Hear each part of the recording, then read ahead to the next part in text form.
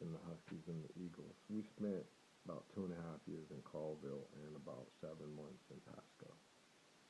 So Washington has there's an affection in my heart for the state of Washington. Okay. Colville was cold. I was wondering why mom and dad were. Why didn't we live closer to Spokane? Because they worked down in Addie, and we went up to Colville. And I was kind of like, why didn't we go down and live like in Deer Park? Because I think they would have had less of a clique and all that stuff, but we had to learn the lessons we had to learn. You have to go where you got to go. But I thought, man, it would have been nicer if we lived like in Deer Park or down near Spokane.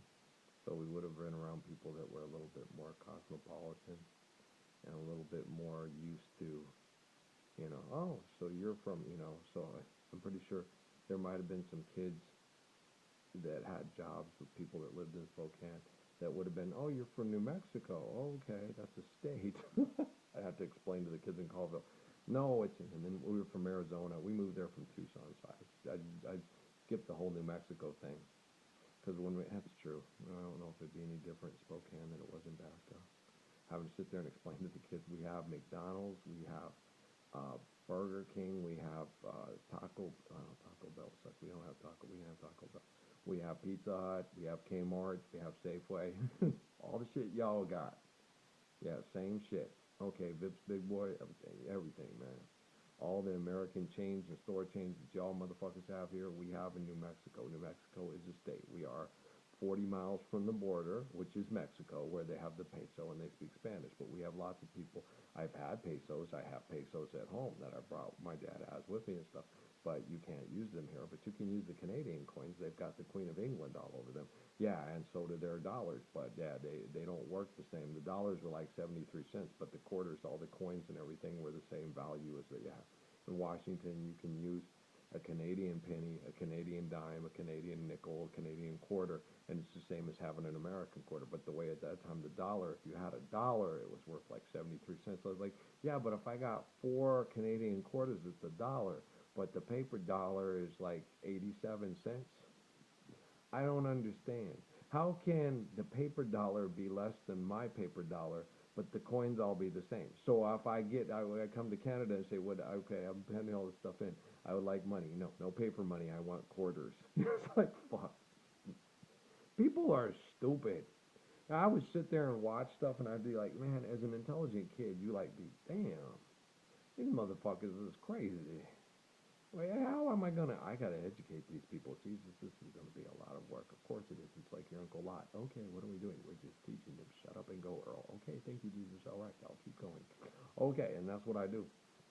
And he tells me that. I'm sitting there watching the game, and these people got jobs, and they're happy to have these jobs, and they're coaching basketball, and they're making money, and they're giving away all the time with their families, and they're going from here to there, and here to there, and there to here, and funny things are everywhere, and they're going to driving cars fast in those cars. Look at those dogs go fast in those cars. Where are they going? To a big tree house, to a dog party. It's a big dog party. Do you like my party hat? I do. I like that party hat. Where did you get it?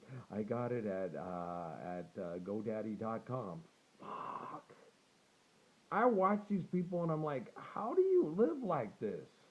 How do you go to college to give away time with your families? I mean, the whole time I did it, I hated it. I left notes for my son so he could read them when he got older. Dad has to go to work at a Fortune 500 company and sit there for 8 hours selling seats on planes for people that go from here to there to everywhere because they're so much smarter than me. And Negro, all us black people have to play ball somewhere. Just book my flight, you stupid, ignorant Negro. And I'm like, I'm not black. Everybody thinks I'm black, but I'm white. Could you help me out here? Because I can't remember who you are. Because you didn't leave a lasting impression on me. Because you weren't as seemed like a decent as person as Ken Singleton that used to play for the Baltimore Orioles. He seems like if I talked to him, I would say, hey, Kenny Singleton, didn't you used to play for the Baltimore Orioles back with the, of Al Bumbry? Yeah, no, okay. Yeah, and Doug DeCinto, and you guys lost to my Pirates, but you guys played a really good game, and you were fun to watch. No, thank you. That's how most of the athletes were. Oh, so-and-so. Oh, yeah. Mark Russo, the saxophone player. He was a white guy from the Yellow Jackets, but a jazz musician. I sat there and said, that's the name of my favorite saxophone player from the Yellow Jackets. Yeah, he said, No, wait, I have a new album out, and we sat and talked, and it was really great. You know, because I remembered his name. Wait, Russo, Mark Russo. I think that's, yeah. And then we started talking, and he, oh, yeah, that's me. I left the group. I know he left the group, and the saxophone, local hero, man, from Politics. That's one of my favorites. Mile High. You lay out on the, oh, that's some good stuff, bro. Thank you. I think we had a big, long talk. It was great. Oh, he was so cool. Mark Russo was really cool. John Singleton wouldn't help a brother out because he didn't leave that lasting of an impression on me. Mark Russo did. Okay, I like Mark Russo. John Singleton, arrogant prick. Shut up, nigga. Yeah. Mark Russo thought I was black, but he didn't mind. He's like, this brother likes jazz. It's cool. Yeah, okay, man. Yeah, that's cool. That was some good stuff, bro. I was, man. We sat and talked about other jazz groups. We talked about James Lloyd and Piece of a Dream and all the people that oh yeah, he's really good. Oh yeah, blah blah blah blah blah blah blah blah blah blah blah blah blah blah. We just went on and on about, it's hard. It was okay that it didn't work out. I'm doing my own thing, but it was nice being with him. He didn't talk shitty about the Yellow Jackets. They just went separate ways. But I said, you were the best saxophone player I think they ever had. I agree. I totally agree too. It was funny, but we had a good time. We just sat and talked, and he was real cool. John Singleton, he was an ass. Okay? But Mark Russo, really cool. When you talk to somebody who's beautiful and you don't treat them like you're not condescending to them, he's just a dumb Negro who doesn't know who you are, and all black people just play ball. Or the saxophone, Mark Russo's a white guy. He's Italian. Yeah. He's an excellent jazz musician. Okay. Yeah, I told you about that when I was at Pope Air Force Base during Black History Month, and that one bigot behind me sitting there going, yeah, ain't no white boy could handle something like that. Oh yeah, and this music, it was my music selection. It was Chicago Song by David Sanborn, and the other one was Take 5 by the Dave Brubeck Quartet, right? And white people can't play music like this. No, that David Sanborn, no. There's not a white guy that could play the saxophone like David Sanborn. Okay, and I probably had some of the Yellow Jackets in there too, like probably Mile High and Local Hero. Bum, bum, bum, bum, bum, bum. I don't know, probably, but I had jazz. They picked out really nice jazz there. Ralph has really good jazz music and has good taste in jazz music. And most of the stuff they picked was by the white musicians, and it was black women that picked it out. And there's this bigoted black guy telling me, you can't handle that stuff, because I was filming it, so he thought I was just this white guy from MWR filming it for me. The girls actually asked me to film it because I was their friend. And they picked my music, and I'm like laughing because I got this bigoted black guy and his friend over there. Hey, white people can't play music. White people can't play jazz like that. I agree.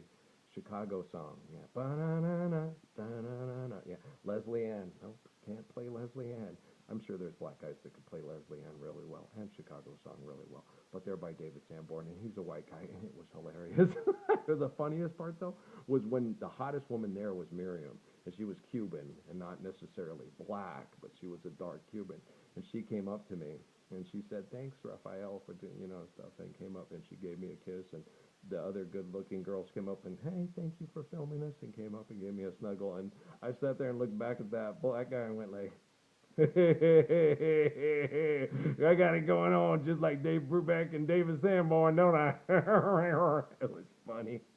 When bigots lay their bigotry out there, it is funny, man. They be so fucking ignorant. They don't know the light of day when it comes up and kick them in the ass and it be as white as the powder on their ass that their grandma put it on talcum to keep them from getting a rash and gave them some kind of form of rectal cancer and shit like that. And now they can sue Johnson & Johnson for lots of money to stimulate the economy for their future generations to be bigots at a Black History show at the Pope Air Force Base, which is shut down. Yeah, it's a reserve base no more. They ain't got nobody. I don't know what they did with those buildings. I don't know what they did with that golf course. You have to ask all the people in North Carolina that hurt all the black people and the white people in different places because they can't get along because they're too racist and stupid. Well, they conditioned and trained to be that way.